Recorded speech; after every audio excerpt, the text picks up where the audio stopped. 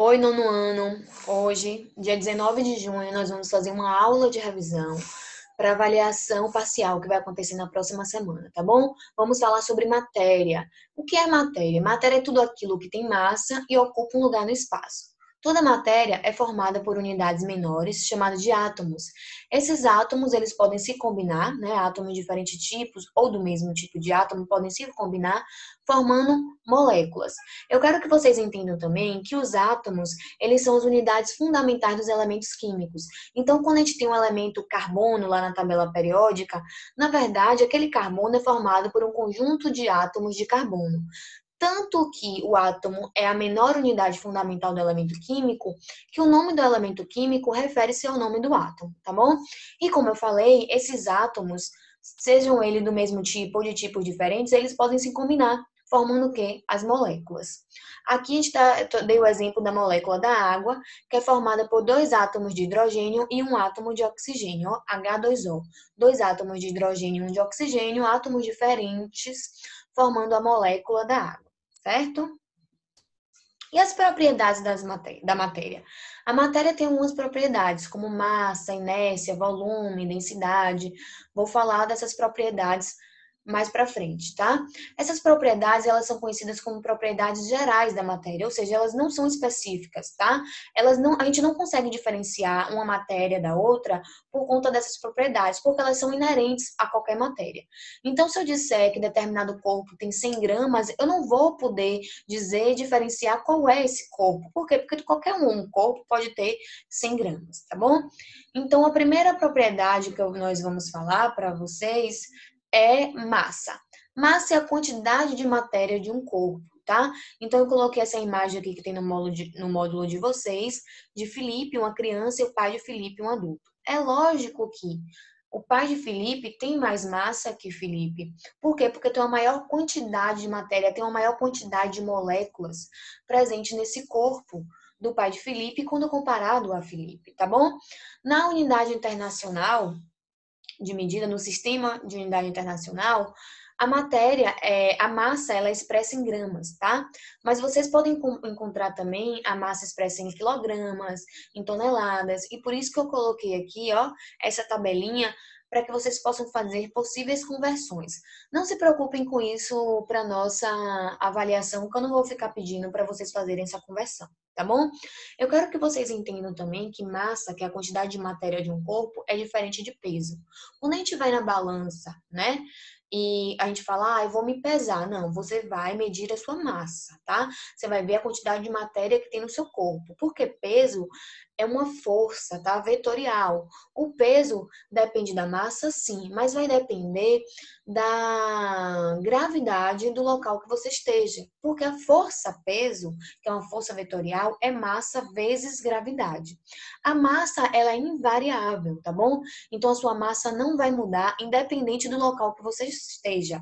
O que vai mudar é o seu peso, por conta da gravidade, tá? Então, por exemplo, aqui se eu tenho a minha massa é 60 quilogramas, né? E se eu arredondar aqui a gravidade da Terra para 10, então eu sei que 60 vezes 10, 600 newtons é o meu peso. Agora, se eu for para a Lua, eu já comentei isso para vocês, a minha massa muda não, continua a ser 60 quilogramas. O que vai mudar é o meu peso, porque lá a gravidade é menor, então o meu peso vai ser menor. Então não confundam massa com peso.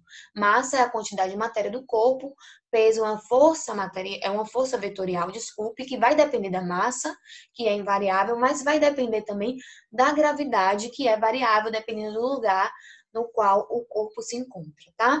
Inércia é uma outra propriedade geral da matéria, e o conceito de inércia é a tendência, né, de resistência que esse corpo tem de mudar do seu estado natural, seja de repouso ou seja de movimento. Ou seja, o corpo, a matéria tem uma tendência em permanecer no seu estado natural, ou de repouso ou de movimento, ao menos que uma força haja sobre esse corpo e mude, né, esse estado natural do corpo.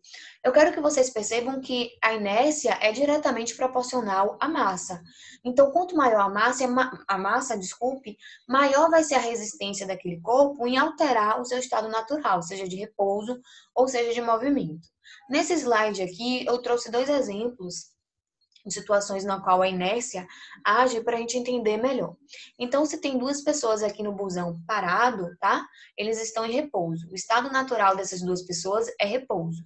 Quando o ônibus acelera, o que acontece? As pessoas costumam ir para trás. Por que costumam ir para trás? Porque tendem a permanecer no seu estado natural. E qual era a tendência natural? A tendência do estado natural dessas pessoas é de estarem o quê? Em repouso. Só que uma força, no caso a aceleração, agiu e tirou esses dois corpos do seu estado natural. Então tirou do repouso, certo? Então é por isso que quando o ônibus acelera, as pessoas tendem a ir para trás, porque elas estavam em repouso.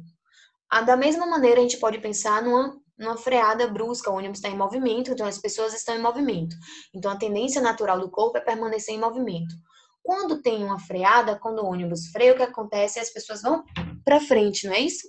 Por que vão para frente? Porque a tendência natural é que elas estariam em movimento, tá bom? Então, elas vão para frente, ó. É parecido com o exemplo aqui do menino andando de skate. Então, ele tá lá, ó, andando de skate. Então, o corpo tá em movimento, certo? Juntamente com o skate. No meio do caminho, ele encontra uma pedra. Ó, a pedra tá agindo como uma força para tirar ele daquele movimento natural de movimento, do que é o movimento dele, o estado natural de movimento dele. Então, ele tende o quê? Ir para frente. Ele tende a permanecer no seu estado natural de movimento. Tá bom, gente? Outras propriedades da matéria, o volume. O volume é o espaço ocupado pela matéria, é a extensão que a matéria ocupa em um determinado recipiente. Então, 1 litro de água é o volume da matéria água em um determinado recipiente. A gente vai encontrar unidades de medida como litros, mililitros, metros cúbicos, para mensurar esse volume, né, que é essa propriedade da matéria. O volume também é uma propriedade geral da matéria, tá bom, gente? Densidade. A densidade é a massa sobre o volume, tá? É uma relação de massa e volume. Então, a densidade da matéria vai depender da massa da matéria, sim. Vai depender do volume, do espaço ocupado pelaquela matéria, vai depender também. Percebam que, ó, tanto a massa tá aqui, ó, diretamente proporcional à densidade. Então, quanto maior a massa, maior a densidade, tá bom? Quanto maior a quantidade de matéria de um corpo, mais denso esse corpo será. Já o volume, ele é inversamente proporcional à densidade, tá? Maior volume, menor densidade. Menor volume, maior densidade. A gente tem um experimentozinho que coloca uma lata, né, como se estivesse aberta, então aumenta o volume, diminui a densidade. Vai alterar a massa? Não, vai continuar sendo uma lata de alumínio, por exemplo. Só que a lata não afunda, começa a flutuar. Se por acaso a gente amassa aquela lata, o que a gente fez com aquela lata? A gente diminuiu o volume, o espaço ocupado daquela lata no recipiente. E aí, quando diminui o volume, a massa permanecendo constante, vai o quê? Aumentar a densidade. Aquela lata amassada tende o quê? A afundar, porque aumentou a densidade, tá? Então é importante vocês saberem, lembrarem, na verdade, que a gente já viu isso em sala de aula, que a densidade ela é proporcional à massa e ela é inversamente proporcional ao volume. A densidade, então, depende tanto da massa quanto do volume de um determinado corpo.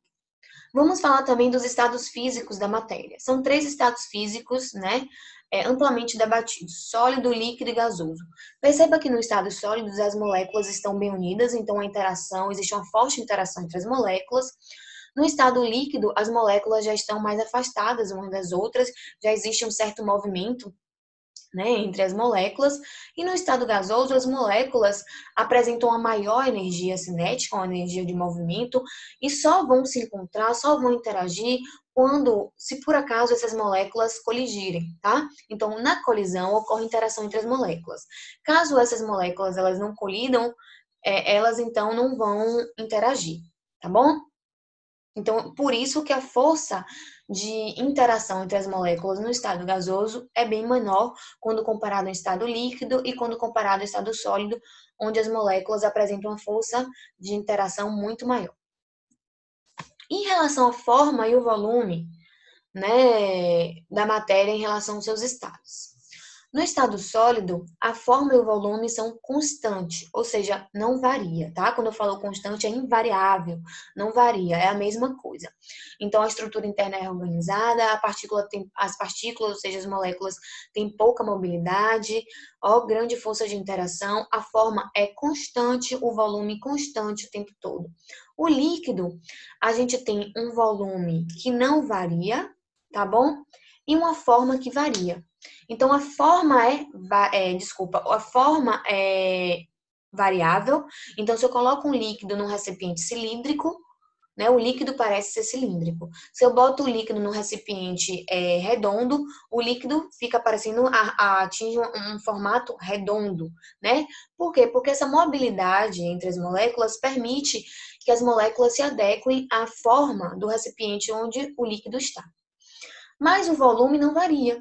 Então, se eu tenho, por exemplo, 1 litro de água colocado num recipiente que tem 2 litros, né, um recipiente cilíndrico, a quantidade de água continua 1 litro. Se eu coloco essa mesma quantidade de 1 litro num recipiente redondo, a quantidade de água continua sendo 1 litro, tá? Então, o volume é invariável, porém, a forma é variável. Então, a gente pode dizer que o volume é constante e a forma é variável, ou o volume é invariável e a forma é variável. Já para o estado gasoso, tanto a forma quanto o volume são variáveis, tá bom? Ou seja, elas mudam dependendo da forma do recipiente onde estão, e o volume também varia. E as mudanças de estado físico da matéria? Do sólido para o líquido, fusão. Do líquido para o gasoso, vaporização. Do gasoso para o líquido, condensação ou liquefação. Do líquido para o sólido, solidificação. Percebam que não tem como a matéria ganhar frio ou perder frio. Essas mudanças acontecem por conta da transferência de calor. A matéria recebe ou libera calor. Então, no estado sólido, quando ocorre o aquecimento, ou seja, quando essa matéria aqui no estado sólido recebe calor, passa para o estado líquido. Quando essa matéria no estado líquido recebe calor, passa para o estado gasoso. Já no estado gasoso, quando essa matéria cede calor, né, vai ocorrer o quê? O resfriamento, passa para o estado líquido. Quando no estado líquido essa matéria perde calor, cede calor, libera calor, ou seja, está resfriando, ela passa para o estado sólido. Percebam que existe uma mudança de estado físico chamada de sublimação, onde a matéria no estado sólido passa diretamente para o estado gasoso, ou do estado gasoso passa diretamente para o estado sólido.